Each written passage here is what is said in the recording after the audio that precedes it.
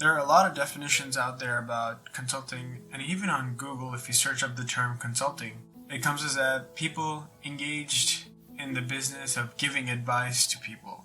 That might seem vague, and it is. So in this video, I'm going to share with you the simplest definition of what consulting is, give you a high-level overview, and what a day-to-day in a project might look like.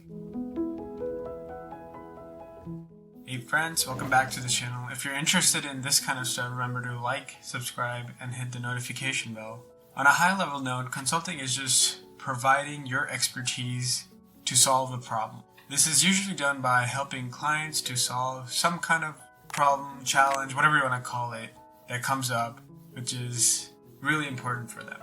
It's often that the client has a level they're at and the level they want to get to, and this is where you come in to help them get from here to the next level. And it comes down to actually three main reasons why they bring in consultants. The first is they can't do it on their own.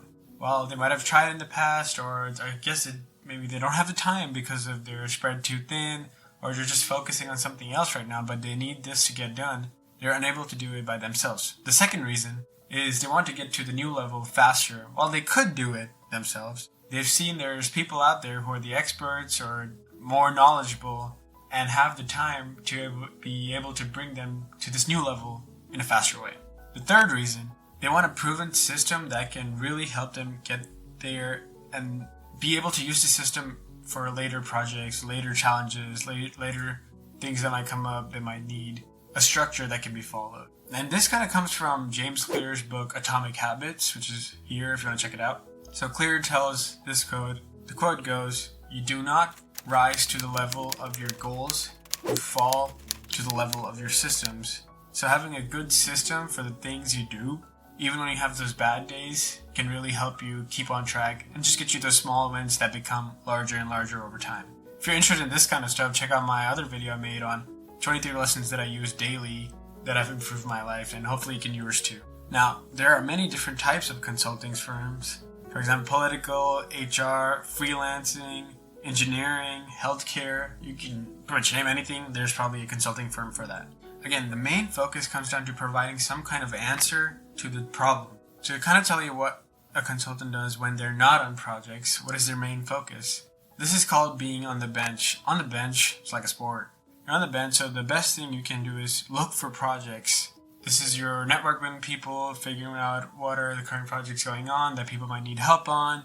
Something else you can do is pitch for new projects, but this usually works when you're a more experienced consultant, so you can do that more than compared to like a new person. I'm currently a new consulting analyst at Accenture, so I'm going to be sharing my journey in future videos like this to talk about that, of the stuff that I can. Another way is you can actually keep doing trainings and be plus ones to different projects. What that means is you can help out in different ways.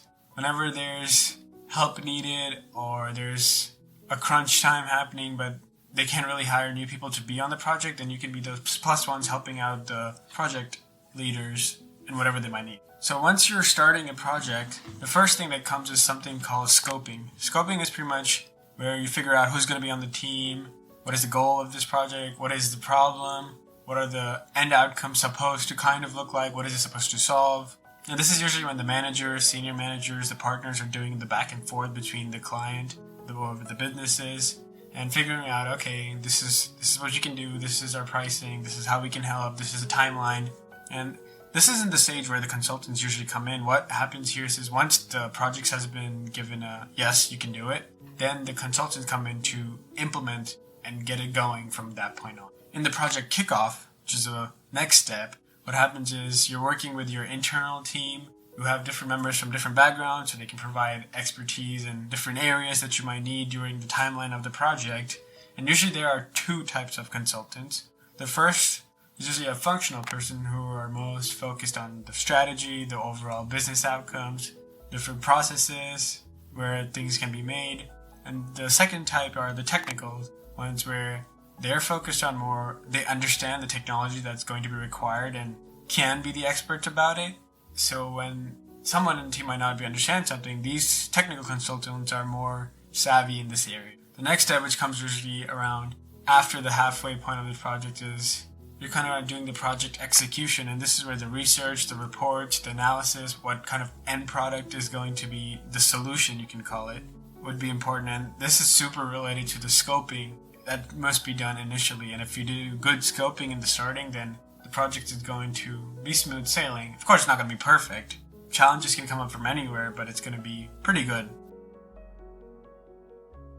Well, there are many different things that you learn over the consulting career, but there are a couple of tips that I'm implementing and it might help you.